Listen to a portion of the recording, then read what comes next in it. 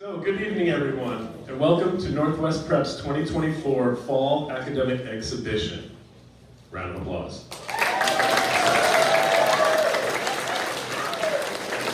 I want to begin by thanking all of our students, teachers, parents, staff, the presenters at the Sonoma State University It Matters program, the docents at the International Museum of Propaganda, and everyone else who helped make this evening possible. This exhibition revolves around suffrage movements and current ballot propositions. Please be aware that the content of this evening will include issues such as civil rights, homelessness, drug use, prison sentences, and marriage rights. It's important to note, however, that the propositions are providing context and are not the point of the project. The point is to study civic engagement and persuasive rhetoric. In other words, no core beliefs were harmed in the making of this exhibition. Civic education fosters critical thinking, problem solving, negotiation, and effective communication, skills highly sought by employers and part of Northwest Prep's leadership skills. Studying civics helps students become well-informed, responsible participants in their communities. Tonight, you will see a glimpse of what students have been working on in inquiry class for the past semester. As always, you will see not everything they've done, but you will see the culmination of their hard work, resiliency, drive, creativity, and collaboration. We respectfully ask that you turn off and silence your cell phones and devices, and please note that this exhibition consists of previously recorded videos. We will gladly make these available after the event. I would now like to turn it over to our student hosts, CJ Cantor and Gabby Hebert.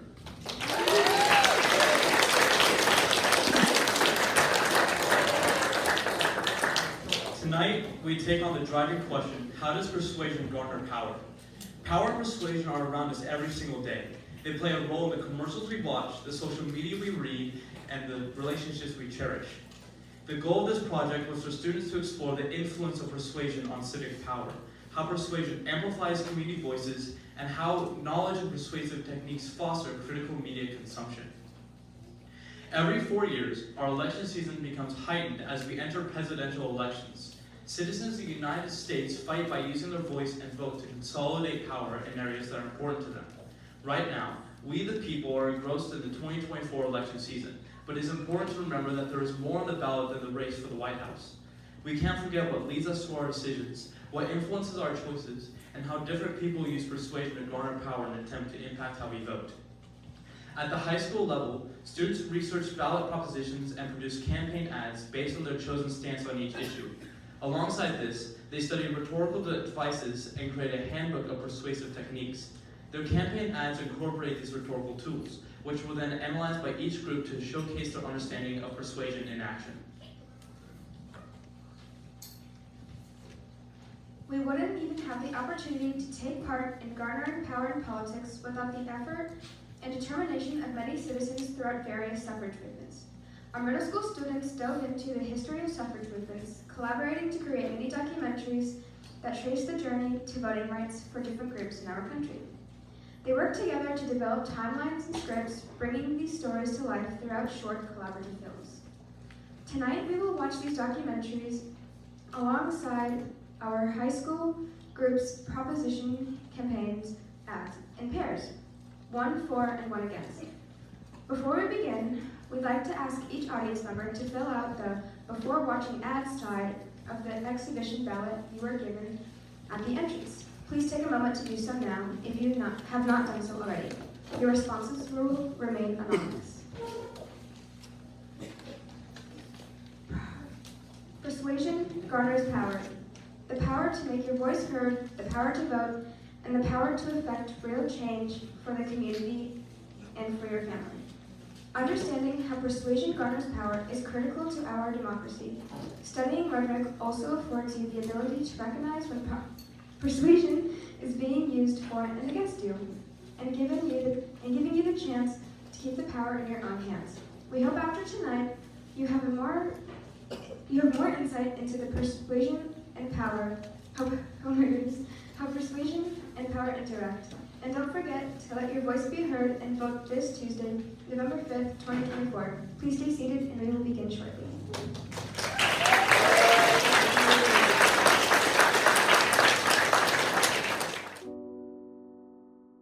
Imagine you and your significant other wanted to get married, but the law in your state says no, because you and your partner are the same sex.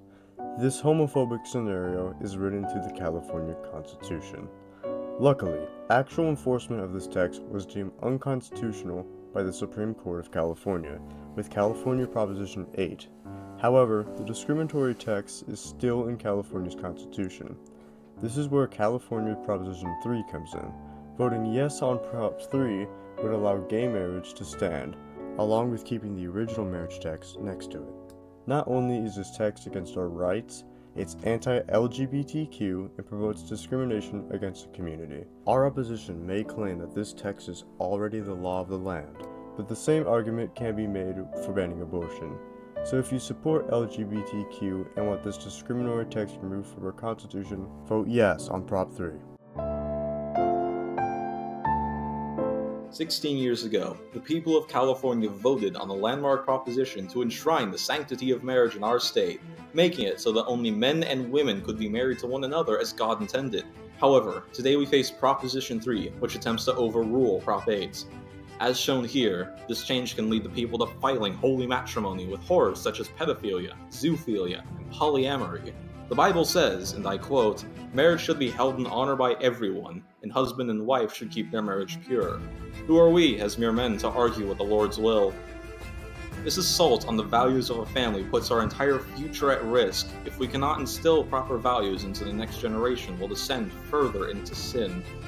As per publications by the esteemed California Family Council, the nuclear family structure is essential for ensuring the health of a child as it matures. With the changes Prop 3 attempts to enact, these children are robbed of the family they could have had. Now hopefully we can all see how important it is that we vote no on Prop 3. Thank you, and may God be with you.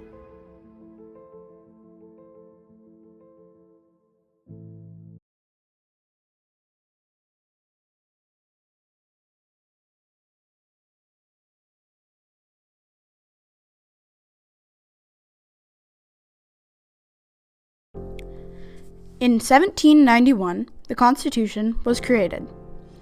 This stated that only adult, white men that owned property could vote.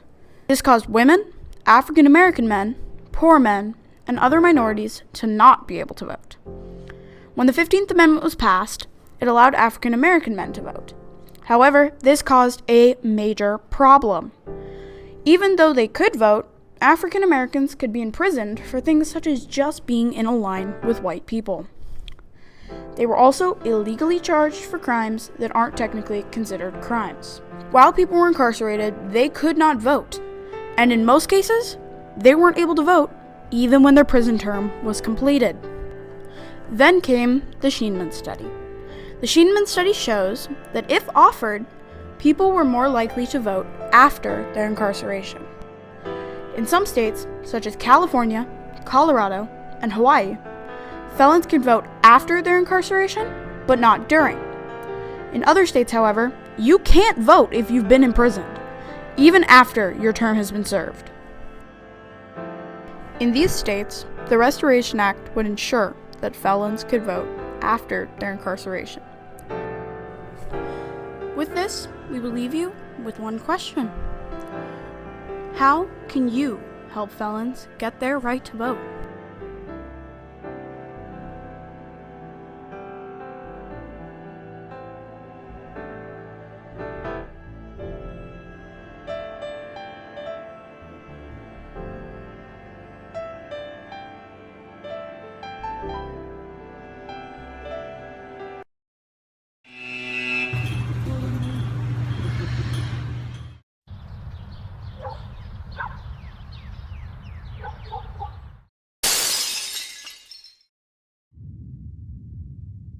I'm on one. What's your emergency?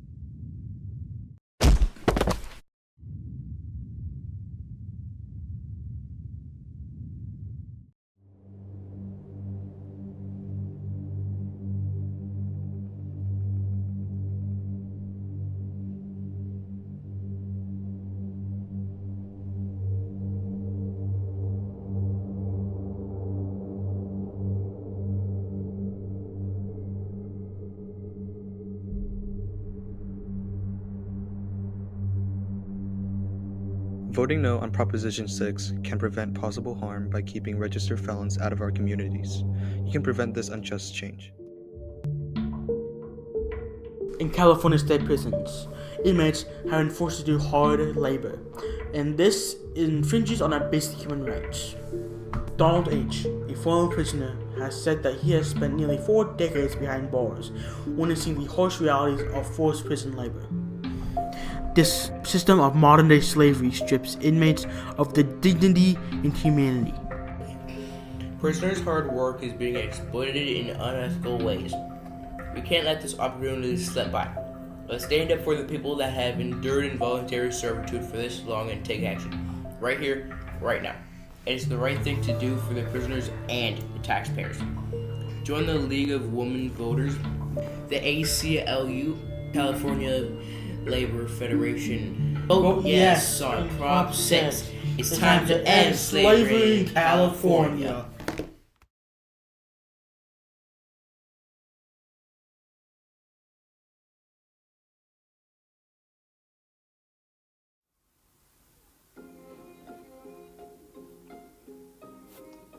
Puerto Rico, one of the many U.S. territories. For many years, these territories had no voting rights. Even the territories of the old United States didn't have the basic right to vote.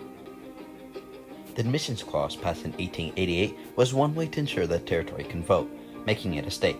This means that any territory can gain the right to vote, although they will cease to be a territory. The Monroe Doctrine in 1823 was a statement by the U.S. that said that European powers should stay out of the Western Hemisphere and to not interfere with Americas unless they want a war. In 1898, the Spanish-American War took place.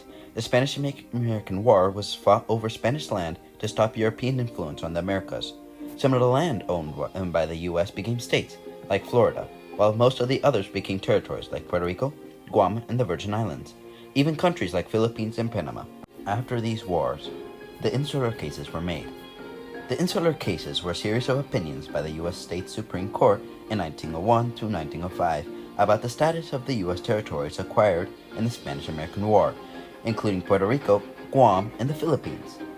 The Insular Cases created 2 categories of territories: unincorporated territories and incorporated territories. Territories have long fought for the right to vote in the United States, and in 1961, citizens residing in the District of Columbia, also known as Washington, D.C., a territory of the United States, were given the right to vote by the 23rd Amendment. While citizens are overjoyed in that they are finally able to vote in the presidential elections, they still do not get representatives in Congress, nor the ability to amend the Constitution. Additionally, in the court case Duana versus the United States in 2012, lead plaintiff Leonoti Duana, an American Samoan, was unable to serve as a police officer in San Francisco because of his locality. He went to serve 30 years in the police force in American Samoa.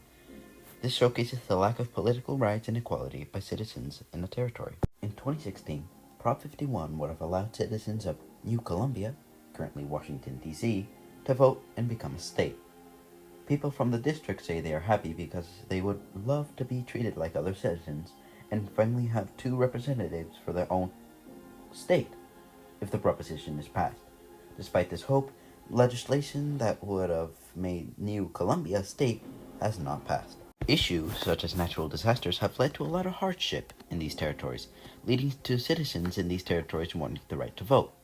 Such as after Hurricane Maria in 2017, 100% of the island of Puerto Rico sustained power loss, and clean water and fresh food became rare for many. Despite being a territory, it was not able to get funding from the U.S. mainland due to the fact Donald Trump said, because, and I quote, "Why do we need to help immigrants that aren't a part of the U.S.?" In the March of 2022, Puerto Rico was in tons of debt, causing Puerto Rico to have a power outage.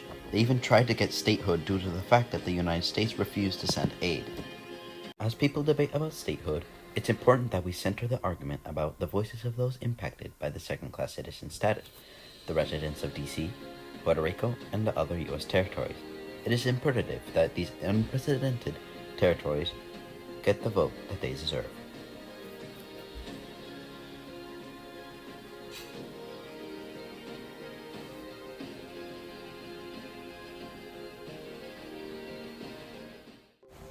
Say Prop 32 is passed. This is Samantha. She is a young single mother who didn't go to college. She lives in rents in California while struggling to support her family working as a waitress for $18 an hour.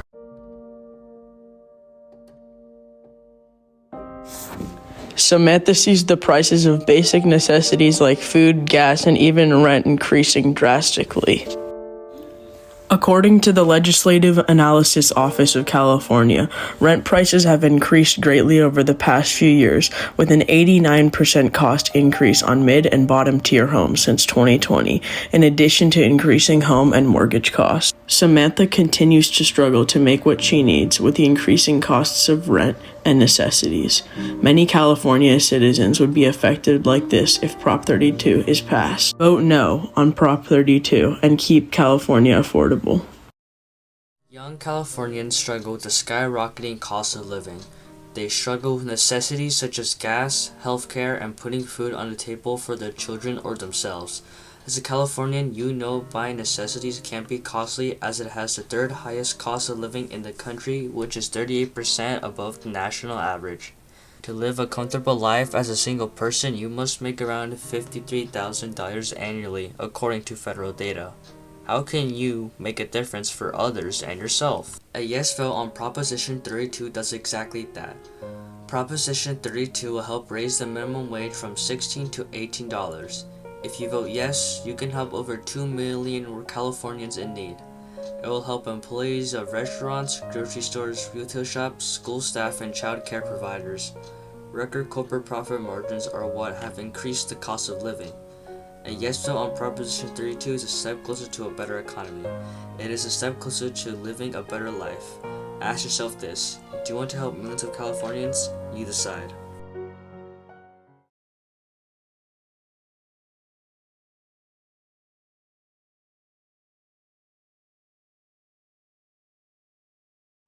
In 1788, the Constitution became the official framework of the government of the United States of America. At this time, Native Americans were not considered citizens nor given voting rights. The 14th Amendment, adopted on July 9, 1868, stated that all people born or naturalized in the United States and the subject to the jurisdiction thereof are citizens of the United States and of the state wherein they reside. No state shall deny to any person within jurisdiction the equal protection of the laws. This amendment extended the right to citizenship to everyone born or naturalized in America and granted everyone immutable immunities and equal protection of the law. In 1884, John Elk, a Native American, renounced his tribal affiliation, learned to speak English, and paid taxes. Despite this, Elk was denied the right to vote. His case was heard in the Supreme Court, Elk v. Wilkins, whereof he was denied the right to vote. Justice Gray stated Elk had no claims over citizenship since he had never been naturalized. This set a precedent that Native Americans who paid taxes did not have the right to vote. In 1887, the Dawes Act was passed, and the federal government aimed to assimilate Native Americans into mainstream U.S. society.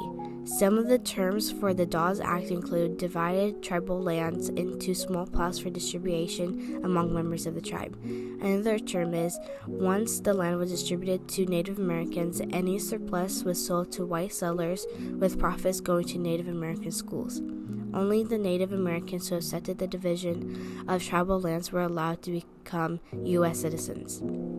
Several decades after World War I, Native veterans obtained citizenship when Congress passed the Citizenship Act in 1919 because Congress saw their willingness to fight in the war even though they were not required to serve. Shortly after, Congress passed the Indian Citizenship Act, which granted citizenship to all Native Americans born in the U.S. The right to vote, however, was governed by state law until 1957, which meant that some states still banned Native Americans from voting. The last state to grant Native Americans was Utah. According to Brennan Center for Justice, even after Native Americans assured that their right to vote across the country, states continue to suppress their votes and those of minority voters through democratic practices like literacy tests. The Voting Rights Act of 1965 finally provided a framework through which voters' rights would be enforced. While Native Americans fought for and won the right to vote, in the United States, many Native Americans communities still find voting difficult and inaccessible. It is important to pass new laws to protect voting rights, such as Native American Voting Rights Act. This is an important bill that would allow tribes to determine various items dealing with voting, including the number and location of voter restriction sites, polling places, and drop boxes on their reservations. This would also require states to accept tribal ID as voter identification.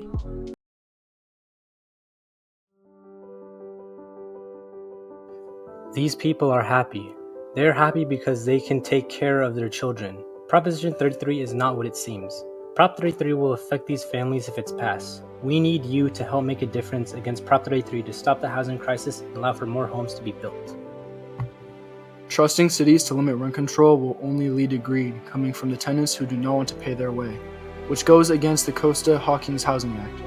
California has already denied Prop 33 twice. Why accept it now?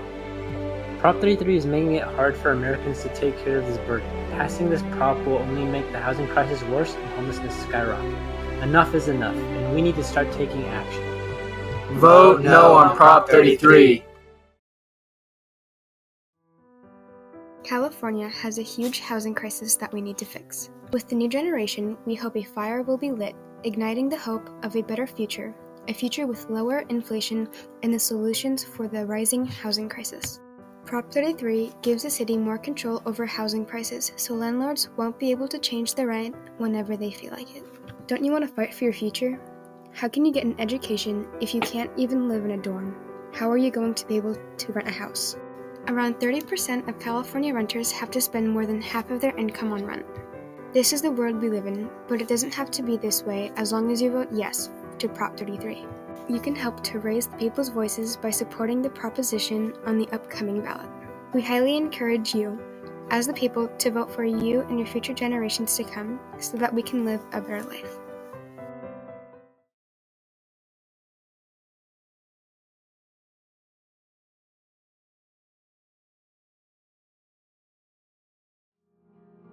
When the U.S. Constitution was ratified in 1791, many Americans celebrated their newly found rights and privileges. However, some, particularly African Americans, were excluded from these rights.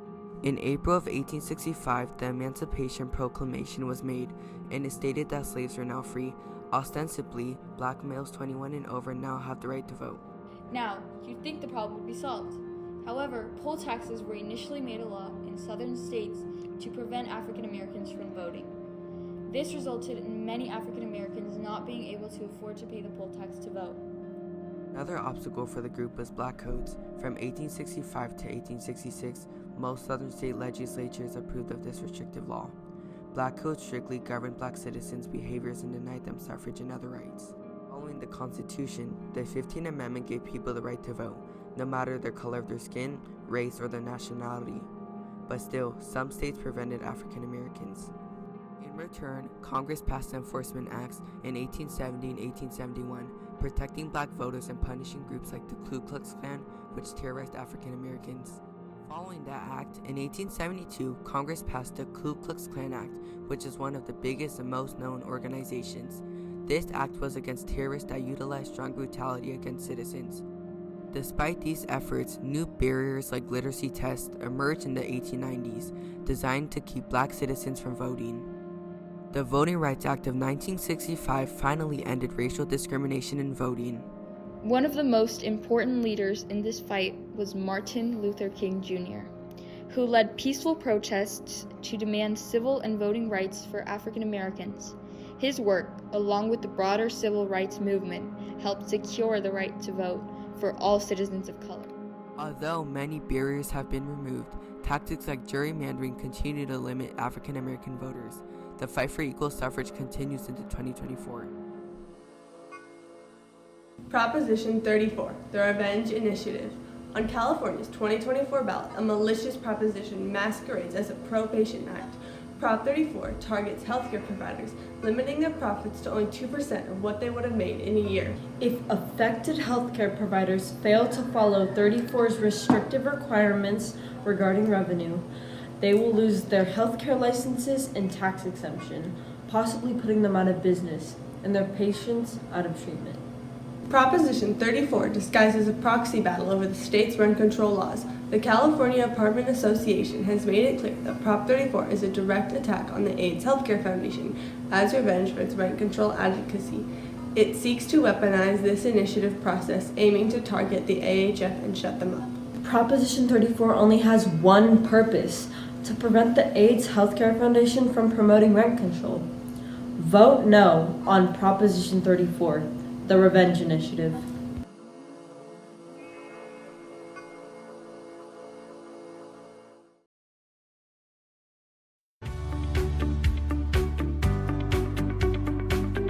You should vote yes on Proposition 34 so low-income patients can have their medication that they need and pay their bills. If the government is funding AIDS Healthcare Foundation, AHF, but they are diverting the money into other projects, if you vote yes on Proposition 34, it would make it so that medication is less expensive for everyone. Please vote yes on Proposition 34 this November.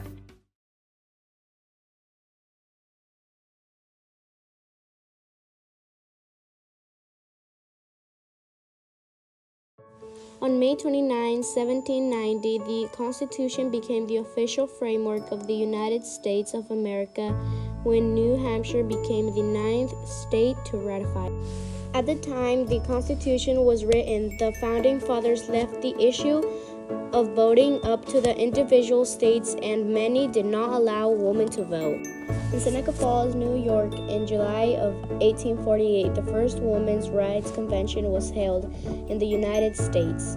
At that conference, activist and leader Elizabeth Cady sent and drafted the Declaration of Sentiments, which called for women's equality and suffrage. On July 20, the declaration was ratified by the Assembly. There was a fight regarding only one resolution, the right to vote. Not all agreed that the vote was necessary, and some, including Stanton's husband, disagreed with the idea entirely.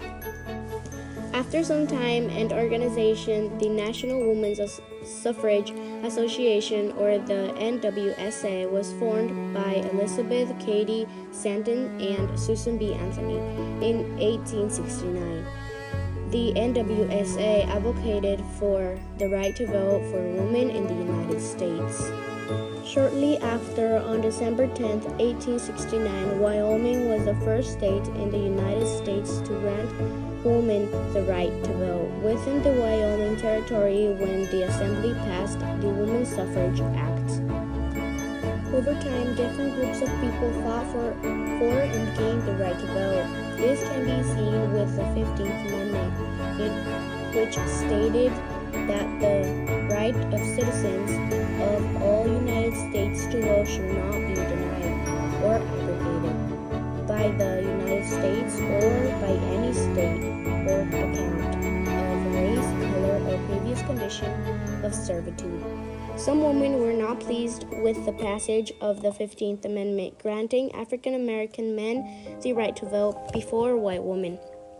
Furthermore, not all women even wanted the right to vote and opposed women's suffrage. The Massachusetts Association opposed to the further extension of suffrage to women was one of the earliest organizations formed to oppose women's suffrage in the United States, founded in 1894. This organization is important as it shows some women were opposed to getting the right to vote too. Another important organization was the National Association of Colored Women's Club. This was created by black suffragists who advocated for women's rights as well as the need to uplift and improve the status of African Americans by advocating for equal pay, education opportunities, and child care for African Americans. In order to be heard by the government and lawmakers, the women's suffrage movement held a parade where women and their allies walked through Washington, D.C. on March 3, 1913. The march consisted of about 5,000 women and was meant to illustrate women's exclusion from voting. It was a procession that lasted several hours because the participants were continuously harassed by onlookers. In 1970, the United States entered World War I. As a result, men enlisted in the war and their jobs were left open and needed to be filled. Women were there to fill these jobs. Suffrage leaders volunteered their members to take these jobs, proving that society that women are not children and could do anything a man could do, and should therefore have the same rights and opportunities. After decades of struggle, the 19th Amendment was ratified on August 26, 1920, and legally guaranteed American women the right to vote. Although many women continue to face barriers to voting, especially women of color. Over time, we can see who can and cannot vote as has changed to meet the needs of the people. While many women gained the right to vote in 1920, even today we can see how barriers to voting exist, whether it's economic, geographic, or because of citizenship. And we as a society need to keep fighting for changes so that everyone has equal rights and is treated equally. During the early 2000s, California endured a period of mass incarceration with a broken, ineffective, dangerous, unconstitutional, expensive, and unsanitary prison system. But in the last decade, California has made great strides in prison reform, much of it because of Proposition 47. With the passing of Prop 47 in 2014, we've shifted towards rehabilitation, racial justice, and reducing overcrowded prisons. Prop 36 would undo all this progress, repealing Prop 47 and leaving the door open for more racial inequality in our judicial system. Prop 36's advocates say it will shift the focus from punishment to treatment, but Prop 36's take on court-mandated treatment is flawed. Those with enough money are able to pay for their own treatment instead of listening to court recommendations. Why would we vote for something that once again gives special treatment for the rich? An advocate of Prop 36 has argued that you can always build more prisons. You can't bring back small businesses. But does this actually solve the problem or just make more room for it? Join law enforcement victims, business owners, and community leaders. Vote no on Prop 36. California's crime rate is spiking. Recent data shows the crime rate is significantly higher than the national average. This is a direct result of Prop 47, which Californians passed in 2014, allowing criminals to steal up to $950 each day and not face any felony prosecution, opening doors to smash and grabs. California State Auditor released a report that shows theft jumped 14% in the aftermath of Prop 47. No community can be safe when this kind of lawlessness is accepted and normalized. Prop 36 reverses Prop 47, increasing drug and theft penalties and allowing our streets to be cleaned up. California is facing a surge in theft and the trafficking of dangerous drugs like fentanyl, largely because offenders often don't face serious consequences. Prop 36 is designed to make our communities safer by holding repeat offenders and drug traffickers accountable, while also offering meaningful treatment opportunities for those struggling with mental health and addiction. Vote yes on Prop 36 for a safer California.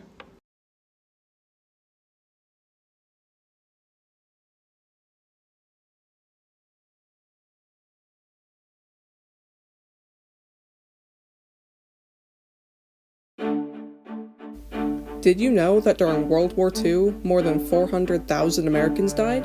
A decent amount of this number were 18 to 20-year-olds. Even though this had happened, the underage bloc were still not allowed to vote. Today, this documentary is about the journey on the right to vote for 18 to 20-year-olds. Let's jump into the video. It all originally started in 1791, when the US Constitution was ratified.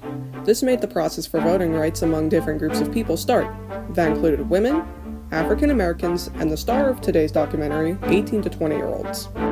Jumping to 1855, there was an issue blocking the path. This was the literacy test. If you failed the test, you would not be able to vote. Since 20% of the adult population were illiterate in 1850, this made things harder. However, by this time it was only in effect in Connecticut and Massachusetts, making things easier for people in other states overall. By the time it was the 1940s, World War II was already in progress. The drafting age became 18, however the voting age stayed the same. When World War II ended and people were coming home to their families, the concern of not being old enough to vote but old enough to fight became more and more prominent. Skipping to the 1960s, the 26th Amendment had become, for the most part, fully ratified. However, certain states did have issues complying with this amendment. Over time, though, the states slowly but surely did comply, letting the 26th Amendment take full action in the entire US. By 1971, the 18 to 20-year-old bloc finally came out victorious, being able to vote. And in the years 1972, 1992, and 2008, the voting system had represented the highest participation points amongst young voters, proving the triumph from the big, hard journey. Be wary, Sonoma County residents. The vote for Measure J is approaching fast, and you need to be informed on this county-wide measure. CAFOs are unhygienic factories that cramp animals together to maximize both profits and zoonotic illnesses that can be transferred to humans through consumption of infected meat. Measure J would require registration for existing CAFOs, which are concentrated animal feeding operations. These CAFOs would then have only 3 years to modify or cease operations. Measure J would also require the Agricultural Commissioner to establish best management practices developed in collaboration with California-based animal cruelty prevention organizations, which would phase out CAFOs altogether. And don't forget, citizens of Sonoma County, while a yes vote on Measure J would enact the list of changes onto every active CAFO in the county, a no vote would do the opposite, keeping CAFOs legal under current conditions and specifications. End factory farming in Sonoma County. Vote yes on Measure J.